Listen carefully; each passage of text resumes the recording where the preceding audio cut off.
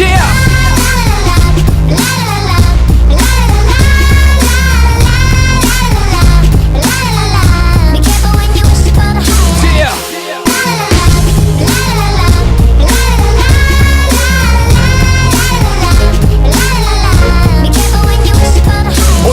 Meine Augen schaue blinzeln in das Licht und die warme helle Sonne scheint mir wieder ins Gesicht. So ein wundervoller Tag, er beginnt wieder von neu, so dass ich mich so wie immer wieder neu aufs Leben freue. Also stehe ich langsam auf, gehe fröhlich durch mein Zimmer Richtung Küche, denn da wartet schon mein Frühstück so wie immer. Nach dem Essen geht's ins Bad, mach mich fertig für den Tag, nur schnell duschen, Zähne putzen und rasiere mir noch den Bart. So, der Anfang ist geschafft, doch ich brauch noch sehr viel Kraft, denn noch nichts von all der Arbeit dieses Tages ist gemacht. Also ab in die Klamotten und dann schnell in Richtung Job, wo die Arbeit dann beginnt und auch der Kollegensoft. Doch an diesem schönen Tag kann mir nichts die Laune brechen, nicht die Arbeit, nicht der Stress, auch nicht Kunden, die nur meckern. Und so geht der Tag voran und der kann nur super bleiben, denn ich weiß ganz genau, das Beste kommt noch bei Zeiten.